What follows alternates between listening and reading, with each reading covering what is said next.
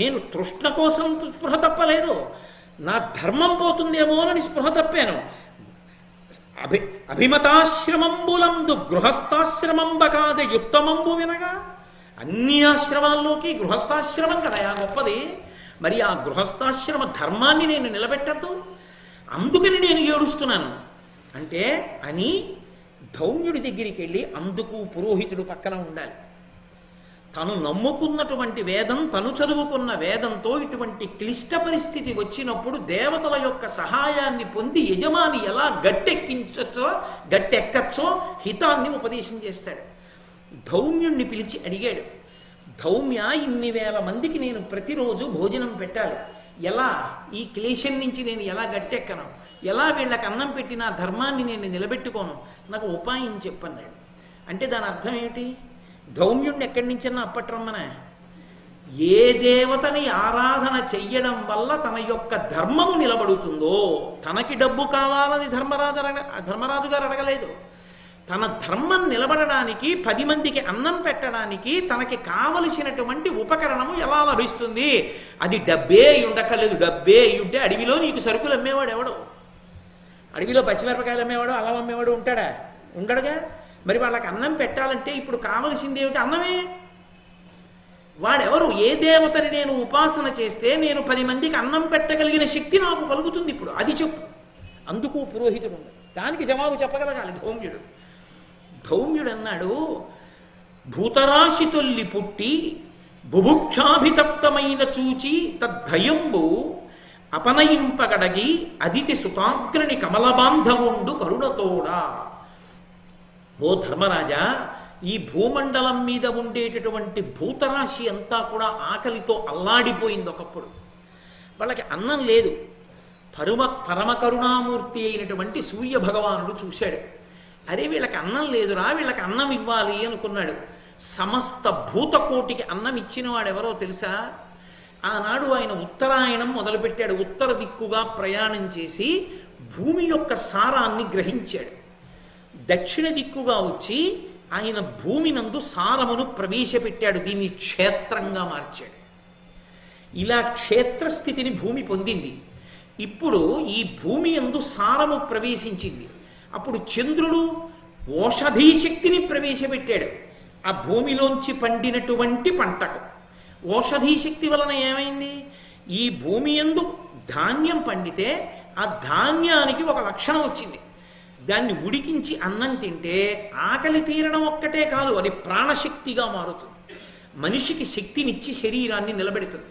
అది రక్తంగా మారి శక్తిగా మారి ఎప్పుడు ఏ పని చెయ్యాలనుకున్నా పని చెయ్యడానికి కావలసినటువంటి దక్షతగా నిలబడుతుంది. జ్ఞాపక శక్తిగా మారుతుంది. ఈ సమస్త భూతములు అన్న వికారములు అన్నం తినడం చేతనే ఇంతంత పెద్దవయ్యాయి. ఈ అన్నం ఎక్కడి నుంచి వచ్చింది అంటే ఆదిత్యుని యొక్క అనుగ్రహంగా వచ్చింది అన్నం. సమస్త భూతకోటికి అన్నము పెట్టేవాడు ఆదిత్యుడే. మీరు చూడండి, మనం ఆకుకూరలు తింటాం. ఆకుకూరలలోకి వెళ్ళేటటువంటి క్లోరోఫిల్, ఆ క్లోరోఫిల్ ఏర్పడడానికి కారణం సూర్యకిరణముల చేత కిరణజన్య సంయోగ క్రియ చేత ఏర్పడుతుంది అని మనం చిన్నతనంలో నేర్చుకున్నాం కదా. దాన్ని మహాభారతంలో ధౌమ్యుడు ఈశ్వర కృపారూపంలో ఏనాడో ఆవిష్కరించాడు. ఒక పండు, ఒక కాయ భూమి నుండి సారాన్ని తీసుకుని సూర్యకిరణములతో కలిపి తయారు చేసి చెట్టు సిద్ధం చేస్తోంది. అది తింటే ఈ శరీరం పెరిగి పెద్దదవుతోంది. అన్నము చేత వికారమును పొంది పెరుగుతోంది శరీరం. కాబట్టి భూమి మీద ఉన్న సమస్త ప్రాణులు అన్న వికారములు. ఆ అన్నము ప్రాణశక్తి, తేజోశక్తి, ఓజోశక్తి. ఆ అన్నాన్ని ఇచ్చేవాడు ఆదిత్యుడు. ఆయన యొక్క కిరణములలో ఉన్నటువంటి శక్తిని పొందే చంద్రుడు మళ్ళీ అమృతధారలను కురిపిస్తున్నాడు సుధాకిరణుడై. దాని చేత ఓషధీతత్వాన్ని, ఓషధతత్వాన్ని పొందుతున్నాయి. పొంది దాన్ని జంతువులు, మనుష్యులు తిని అపారమైనటువంటి బలాన్ని పొందుతున్నారు. అందుకే మీరు లోకంలో ఒక విచిత్రం చూడండి, మాంసాహారమును తినేటటువంటి ప్రాణులు కూడా శాకాహారమును ఒక్కదాన్ని తిని బ్రతికేటటువంటి ప్రాణుల మాంసాన్ని ఇష్టపడతాయి. మాంసం తిని బ్రతికేటటువంటి ప్రాణుల మాంసాన్ని కేవల మాంసాహారులు ఇష్టపడవు. సింహం ఉందనుకోండి, దానికి బాగా ఇష్టమైన మాంసం ఏది? గజమాంసం, ఏనుగు మాంసం ఇష్టం. ఏనుగుకి మాంసం ఎక్కడిది? ఏనుగు కేవలం శాకాహారి. ఈ శాకాహారం అంతా ఎక్కడిది? ఆదిత్యుడి కృప. ఈ శాకాహారాన్ని తిన్నటువంటి ఏనుగు కన్నా బుద్ధి కలిగినది, అంతకన్నా పెద్ద ప్రాణి భూమండలంలో ఇంకోటి లేదు. అదే అంత పెద్ద ప్రాణి. అంత పెద్ద ప్రాణి అయినటువంటి శాకాహారి అయిన ఏనుగు మాంసాన్ని సింహం ఇష్టపడుతుంది తప్ప, అంత గొప్ప సింహము వేరొక మాంసాహారి అయినటువంటి జంతువు యొక్క మాంసాన్ని ఇష్టపడదు. అసలు శాకాహారానికి ఉన్న గొప్పతనం అటువంటిది, దానికి ఉన్నటువంటి బుద్ధి శక్తి అటువంటిది. అందుకే పరమేశ్వరుడు కొన్ని జీర్ణావయవములకు మాత్రమే మాంసాన్ని జీర్ణం చేసుకోగలిగిన శక్తిని ఇచ్చాడు. కొన్ని ప్రాణులకు మాంసాన్ని జీర్ణం చేసుకోగలిగినటువంటి శక్తి ఇవ్వలేదు. కాబట్టి ఆ ప్రాణులు మాంసాహారాన్ని తీసుకోవు, శాకాహారాన్ని మాత్రమే తీసుకుంటాయి. పరమ యథార్థం చెప్పాలంటే మనుష్యుడు కూడా సాధ్యమైనంత వరకు శాకాహారిగానే బ్రతకాలి, మాంసాహారాన్ని త్యజించాలి. ఎందుకో తెలుసా? యథాశాస్త్రంగా మాట్లాడాలి అంటే కలియుగంలో మనుష్య ఉపాధి మాంసాహారాన్ని జీర్ణం చేసుకోవడానికి ఉపయుక్తమైన స్థితిని పొంది ఉండలేదు. కాబట్టి ఆరోగ్యవంతమైన శరీరము శాకాహారము చేతనే ఏర్పడుతుంది, ప్రత్యేకించి కలియుగంలో. ఎందుచేత? ధర్మం ఇక్కడ వేరు. అందుకని ఇక్కడ క్షాత్రధర్మము యుద్ధం చేసి రక్షించవలసిన అవసరాలేం లేవు. కాబట్టి ఇటువంటి సూర్య భగవానుణ్ణి నువ్వు ఆరాధిస్తే, అదితి సుతాగ్రణి, అదితి యొక్క కుమారులలో అగ్రగణ్యుడైనటువంటి సూర్య భగవానుడు కమలబాంధవుడు, ఆయన కరుణతోడ సమస్త ప్రాణులను పోషించినవాడు కనుక ఆయన అనుగ్రహాన్ని పొందినట్లయితే నువ్వు కూడా ఇన్ని వేల మంది బ్రాహ్మణుల్ని అరణ్యవాస సమయమునందు పోషించగలవు అని ఆ సూర్యుని యొక్క గొప్పతనం ఏమిటో చెప్తున్నాడు ధౌమ్యుడు. ఆయన వారిరుహమిత్రుడు, అమరోరగ మునిద్యుచర మునిద్యుడు, చరచారణ గణ ప్రణుత చారు గుణుండు, లోకాధారు, అఖిల శృతి శరీరు, హరిశంకర సరోరుహ భవ ప్రతిము, దారుణతమిశ్రామారణ మరీచి పరిపూరిత దిగంతరుని, భూరి కరుణా నిరతు, సూరుని, త్రిజగద్రక్షారతు, సహస్ర కరు, కోరి భజింపుము, మనోరథ ఫలంబులగు భూరమణ నీకున్. నీ మనోరథం ఈడేరాలంటే, కొన్ని వేల మంది బ్రాహ్మణులకు ప్రతిరోజు నువ్వు అన్నం పెట్టగలగాలంటే వారిరుహమిత్రుడైన ఆయన కమలబాంధవుడు, అటువంటి పద్మబాంధవుడైనటువంటి ఆ సూర్య భగవానుడి యొక్క కిరణములు తగిలినంత మాత్రం చేత పద్మములు విచ్చుకుంటాయి. ఆయన చైతన్యమును ఇవ్వగలిగిన వాడు. అందుకే తిక్కన గారు మహాభారతంలో విరాట పర్వంలో ఒక మాట అంటారు, ఆయన సమాజ హృదయ కర పుట సరోజములకు ముకుళనంబును జృంభణంబును నచ్చి భానుబింబంబు పూర్వాగ్రిపై విలింగే అన్నారు. ఆయన కనపడేటప్పటికీ మనుష్యుల యొక్క చేతులు ఇలా ముడుచుకుంటాయి, హృదయ సరోజములు విచ్చుకుంటాయి, చైతన్యాన్ని నింపుతుంది సూర్యబింబం, దానికి ఆ శక్తి ఉంది. వారిరుహమిత్రుడు ఆయన అమరోరగ మునిద్యు చర చారణ గణ ప్రణుత చారణుడు, చారుగుణుడు. ఆయన దేవతల చేత, పాముల చేత, సమస్తమైనటువంటి చారణ గణముల చేత నిరంతరము పూజింపబడుతుంటాడు. లోకాధారు, ఈ లోకమునకంతటికీ ఆధారమైన వాడు ఆయనే. కాలము నడుస్తోందన్నా, ఋతువులు ఏర్పడుతున్నాయన్నా, రాత్రింబవళ్ళు ఏర్పడుతున్నాయన్నా ఆయన అనుగ్రహం. అఖిల శృతి శరీరం, వేదము శరీరముగా కలిగినటువంటి వాడు. హరి శంకర సరోరుహ భవ ప్రతిము, బ్రహ్మగారు విష్ణువు శివుడు మూడు కలిపి ఒక ముద్ద అయితే ఆ ముద్ద యొక్క పేరే సూర్యుడు.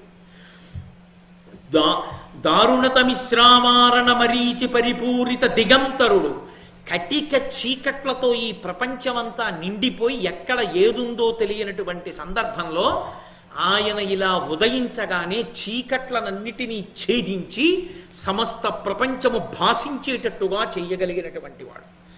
మీరు నిజంగా ఈ మాటకి అందం ఏమిటో అనుభవించాలి అంటే సముద్రపుటొడ్డున సూర్యోదయం చూడాలి. ప్రత్యేకించి ఆ గ్రీష్మ ఋతువు మొదలైనటువంటి వాటిల్లో, వసంత ఋతువు వాటిల్లో, ఏ విశాఖపట్నం ఉపన్యాసాలకి వెళ్ళినప్పుడు నేను ఒక రోజు వెళ్ళి సముద్రపుటొడ్డున కూర్చుంటూ ఉంటాను తెల్లవారుజామున. ఆ సముద్రంలో మబ్బులు ఉండవు అప్పుడు, అడ్డం కటిక చీకటి కింద ఉంటుంది, ఏమీ కనపడదు. అటువంటి కటిక చీకట్లో సముద్రంలోంచి ఒక ఎర్రటి కాంతి పైకి బయలుదేరుతుంది. ఒక చిన్న గీతలాగా ప్రారంభం అవుతుంది. అది ఇలా కొద్దిగా పైకి వస్తుంటే సముద్రం అంతా అడ్డంగా ఎర్రటి తివాచీ పరిచినట్లు వస్తుంది. వచ్చి తూర్పు నుంచి పశ్చిమ దిక్కు వరకు పడుతుంది. నాకు చాలా ఆశ్చర్యంగా ఉండేది, ఆ కటిక చీకట్లో పక్కనే ఉన్న డాల్ఫిన్స్ నోస్ అన్న పర్వతం మీద, కొండ మీద లైట్ హౌస్ తిరుగుతూ ఉంటుంది. ఆ చీకట్లో తిరుగుతున్న లైట్ హౌస్ బాగా కనబడుతూ ఉంటుంది. సూర్యోదయం అవుతూ ఉంటుంది. ఈ తిరుగుతున్న లైట్ హౌస్ వెలవెలబోతుంది. ఇక దాని కాంతి కనపడదు. కనపడకుండా ఎరుపు కాంతి ప్రపంచాన్నంతటినీ ఆవరించి ఎర్రటి కాగితాన్ని అడ్డుపెట్టి చూస్తే అన్ని ఎర్రగా కనపడ్డట్టు, ఒక పలచటి ఎర్రటి పరదా కప్పారా అన్నట్టుగా ప్రపంచమంతా ఎరుపుతనంలో మునిగిపోతుంది. మెల్లిగా బింబం పైకొస్తుంది, ఎర్రటి బింబం. ఏదో ఇనబింబమనిపించు మా తల్లి కుంకుమకు నీరాజనం అన్నట్లు ఆ గహరాన కనిపించు ఇనబింబమనిపించు మా తల్లి కుంకుమకు నీరాజనం అంటారే, అలా ఆ అమ్మ ఆ పరదేవత పెట్టుకున్న కుంకుమ బొట్టె ఎలా ఉంటుందో అలా వస్తుంది ఎర్రగా. అరుణారుణ కాంతులతో ప్రపంచం నిండిపోతుంది. కొద్ది క్షణాలుండి నారింజ పండు రంగులోకి తిరిగిపోతుంది. ఆ నారింజ పండు రంగు దాటిందా ఇక మీరు ఆయన దుర్నిరీక్షుడు. ఇక మాంసనేత్రాన్ని ఇలా విప్పి చూడటం కుదరదు, మారిపోతుంది అంతే రంగు. చిత్రం ఏమిటంటే ఆ ఎర్రటి బింబం ప్రారంభమైన దగ్గర నుంచి నారింజ రంగు దాటే పర్యంతానికి సరిపోతుంది ఆదిత్య హృదయం. ఖచ్చితంగా ఆదిత్య హృదయం పూర్తయిపోతుంది, ఆయన నారింజ రంగు వదిలేస్తాడు. ఎంత లెక్క కట్టి ఇచ్చాడో మహానుభావుడు వాల్మీకి మహర్షి ఆదిత్య హృదయాన్ని అనిపిస్తుంది. ఆ సముద్రపుటొడ్డున కూర్చుని అసలు ఆ సూర్య భగవానుని యొక్క వైభవం ఏమిటో చూడాలి. ఆయన ప్రకాశిస్తుంటే, ఆ సూర్యోదయం అవుతుంటే అంత గొప్పగా ఉంటుంది. కాబట్టి దారుణ తమిశ్రామారణ మరీచ పరిపూరిత దిగంతరుని, అంతటా నిండిపోయినటువంటి అంధకారాన్ని భేదించి వెలుగులునివ్వగలిగినటువంటి ఆ సూర్య భగవానుడు భూరి కరుణానిరతు, అపారమైనటువంటి దయ కలిగినటువంటి వాడు. సూర్యుని పండితుడు, గొప్ప విద్వాంసుడు, త్రిజగద్రక్షారతు, 3 లోకములను రక్షించగలిగినటువంటి వాడు, సహస్రకరు, అనంతమైన చేతులున్నవాడు. ఆ కిరణములన్నీ చేతులే. కోరి భజింపుము, కోరి కోరి ఆయన్ని నువ్వు పూజించవయా, మనోరథ ఫలంబులకు భూరమణ నీకున్, నీ కోరిక తీరుతుందన్నాడు. వెన్ని అని ధర్మరాజు గారికి ధౌమ్యుడు 108 సూర్యనామములను ఉపదేశం చేశాడు. అందున ఆదివారం విశేషం. అందున భారత ప్రవచనాంతర్గతంగా మరీ విశేషం కదూ, ఫాల్గుణ మాసం, అందులో ఉత్తరాయణ పుణ్యకాలం. ధర్మరాజు గారికి ఉపదేశం చేస్తూ ఒక మాట అన్నాడు. ఇది మొట్టమొదట బ్రహ్మగారు ఇంద్రుడికి ఉపదేశం చేశారు. ఇంద్రుడు నారదుడికి ఉపదేశం చేశాడు. నారదుడు వసురాజుకు ఉపదేశం చేశాడు. వసురాజు నాకు ఉపదేశం చేశాడు. నాకు అంటే ధౌమ్యుడికి. ఆ 108 నామములను నీకు ఇస్తాను. ఆ 108 నామములను నువ్వు ప్రతిరోజు కూడా ఈ గంగానదిలో నిలబడి సూర్య భగవానుడి వంక చూసి చదవవలసింది అని. దీనిని ప్రతిరోజు ఆమ్నాయం చేస్తూ తపించు అంటే, ఇక్కడ ఈ 108 నామాలు నన్నయ్య గారి భారతంలో ఇవ్వలేదు. 108 నామాలు అని వదిలేశారంతే. 1-2 నామాలు చెప్పి ఈ నామాలతో కలిపి నామములున్నా అని వదిలేశారు. ఆ 108 నామములు పరమ ప్రశస్తములు. ఆ నామములు ఎంత గొప్పవంటే ఎంతటి ధార్మికమైన కోరికనైనా తీరుస్తాయి. అసలు ఆరోగ్యాన్ని ఇవ్వడంలో సూర్య భగవానుడికి సూర్య భగవానుడే సాటి, ఆయనే అధిష్టానం. అందుకే ఆరోగ్యం భాస్కరాదిచ్చేత్, ఆరోగ్యం ఇవ్వగలిగిన వాడెవరు అంటే భాస్కరుడు. ఇవాల్టి రోజున చంటి పిల్లల వైద్యులు కూడా ఒక మాట చెప్తున్నారు. చంటి పిల్లల్ని జాగ్రత్తగా గదిలో పడుకోబెడతాం. నీరెండ పడేటప్పుడు కానీ, సాయంకాలపు ఎండ పడేటప్పుడు కానీ కొద్దిసేపు తెర తీసి ఆ సూర్యకిరణాలు పడనివ్వండి అంటున్నారు. ఆ సూర్యకిరణాలు పడితే విశేషమైనటువంటి ఆరోగ్యాన్ని పిల్లలు పుంజుకుంటారు. నేను కొంతమంది చంటి పిల్లలకి ఆ చంటి పిల్లల వైద్యులు చెప్పగా, వాళ్ళ తల్లిదండ్రులు చెప్పగా విన్నాను. సూర్యకిరణములకు ఆ శక్తి ఉంది, అందుకే అది చైతన్యం. అందుకే చూడండి, ఇలా చూస్తే సూర్యబింబం వంక పొద్దున్నే తుమ్మొస్తుంది. ఆ జడత్వం వదిలిపోతుంది, ఆ సోమరితనం వదిలిపెట్టేస్తుంది. సమస్త నాడీమండలము చైతన్యాన్ని పొందుతుంది. ఆ ధౌమ్యుల వారు 108 నామాలు చెప్పారు. ఇది ఎవరో కొంతమందే చదువుకునేవి కావు. ఈ 108 నామములను ప్రతి వాళ్ళు చదువుకోవచ్చు. ఉదయం వేళ సూర్యభగవానుడికి ఎదురుగుండా నిలబడి ఈ నామములను చెప్పి నమస్కారం చేస్తే ఆయన అనుగ్రహించి సమస్తాన్ని ఇస్తాడు. ఆయన ఇవ్వలేనిదన్నది లేదు. అటువంటి సూర్యభగవానుడి యొక్క నామాల్ని ధౌమ్యుల వారు ధర్మరాజుకు ఉపదేశం చేసినవి. సూర్యుడు, అర్యముడు, భగుడు, త్వష్ట, పూష, అర్కుడు, సవిత, రవి, గభస్తిమంతుడు, అజుడు, కాలుడు, మృత్యువు, ధాత, ప్రభాకరుడు, భూమి, జలము, అగ్ని, ఆకాశము, వాయువు, పరాయణుడు, సోముడు, బృహస్పతి, శుక్రుడు, బుధుడు, అంగారకుడు, ఇంద్రుడు, వివస్వంతుడు, దీప్తాంశువు, శుచి, శౌరి, శనైశ్చరుడు, బ్రహ్మ, విష్ణువు, రుద్రుడు, స్కందుడు, వరుణుడు, యముడు, వైద్యుతాగ్ని, జఠరాగ్ని, ఇంధనాగ్ని, తేజస్సులకు పతి, ధర్మధ్వజుడు, వేదకర్త, వేదాంగుడు, వేదవాహనుడు, కృతము, త్రేత, ద్వాపరము, కలి, సర్వమాలాశ్రయుడు, కళ, కాష్ఠ, పక్ష, ముహూర్త, యామ, క్షణ, సంవత్సరకర, అశ్వత్థ, కాలచక్ర, విభావసు, పురుష, శాశ్వత, యోగి, వ్యక్తావ్యక్త, సనాతన, కాలాధ్యక్ష, ప్రజాధ్యక్ష, విశ్వకర్మ, తమోనుదుడు, వరుణుడు, సాగర, అంశువు, జీమూతుడు, జీవనుడు, అవిహుడు, భూతాశ్రయుడు, భూతపతి, సర్వలోక నమస్కృతుడు, స్రష్ట, సువర్తకుడు, వహ్ని, సర్వమునకు ఆది, అలోలుపుడు, అనంతుడు, కపిలుడు, భానువు, కామదుడు, సర్వతోముఖుడు, జయుడు, విశాలుడు, వరదుడు, సర్వధాతు నిషేవిత, మనస్సు, సుపర్ణుడు, భూతాది, శీఘ్రగుడు, ప్రణధారకుడు, ధన్వంతరి, ధూమకేతువు, ఆదిదేవుడు, ఆదిత్యుడు, ద్వాదశాత్మ, అరవిందాక్షుడు, పీత, మాత, పిత, మాత, పితామహుడు, స్వర్గద్వారము, ప్రజాద్వారము, మోక్షద్వారము, త్రివిష్టపము, దేహకర్త, ప్రశాంతాత్ముడు, విశ్వాత్ముడు, విశ్వతోముఖుడు, చరాచరాత్ముడు, సూక్షాత్ముడు, మైత్రేయుడు, కరుణాన్వితుడు అనబడేటటువంటి ఈ 108 నామములను ఉపదేశం చేసి, ఈ 108 నామములను నువ్వు ప్రతిరోజు గంగానది వద్ద నిలబడి సూర్యభగవానుడిని ఉద్దేశించి స్తోత్రం చేయి. దీని చేత ప్రసన్నుడైనటువంటి సూర్యభగవానుడు నిన్ను అనుగ్రహిస్తాడు. నీకు ఇంతమంది బ్రాహ్మణులకు అన్నం పెట్టగలిగిన శక్తి వస్తుంది అన్నారు. వెంటనే ధర్మరాజు గారు, హితుడైన తన పరోహితునుపదేశంబు పేర్మితో చేకొని ధర్మసుతుడు నిమ్మి పుష్పోపహారమ్ముల ఆదిత్యు పూజించి భాగీరథీ జలంబులందుండి విషయంబులందింద్రియంబుల అమల వ్రతానుభావమున నుడిచి వాయుభోజనుడు ప్రాణాయామపరుడునై సూర్యాదినామముల్ సూర్యగురిచి జపము చేయుచున్న తపసుడాతనికి ప్రత్యక్షమై త్రిలోక చక్షుడమరవరుడు దురితహరుడు తరణి త్రయీమూర్తి వనజమిత్రుడిట్టులనియే కరుణ. ఆ 108 నామాల్ని ప్రతిరోజు గంగానదిలో స్నానం చేసి గంగలోనే నిలబడి సూర్యుడి వంక చూస్తూ ఆయన జపం చేస్తూ తపస్సు చేస్తున్నాడు. ఇక్కడ మీరు ఒక్క విషయాన్ని గమనించాలి. 108 నామములు లోకంలో ఉండేవారికి ఉండవు. కోటేశ్వరరావు అంటే ఒక్క పేరు చాలు, అంతేగాని 50 పేర్లు అక్కర్లేదు. ఒక్క పేరు 50 పేర్లతో పిలిస్తే పలకడం కష్టం కూడా, గుర్తుండవు నాకు ఇన్ని పేర్లు ఉన్నాయా అని అనుమానం వస్తుంది. కానీ పరమేశ్వరుడికి సహస్రనామావళి ఉంటుంది. 1000 నామాలు, 1000 కాదు, అనంతం. ఎందుకని అంటే అవి ఆయన్ని పిలవడానికి పేర్లు కావు, ఆయన యొక్క గుణములను ప్రకాశింపచేస్తాయి. అందుకే నామములను చదివేటప్పుడు ఏదో ఒక నామం దగ్గర ఆగిపోవాలి మనస్సు. అంటే అబ్బా ఇంత గొప్పవాడు కదా అన్న భావన లోపల పెరగాలి. ఆయన తపస్సు చేశాడు అన్న మాటకు అర్థం అది.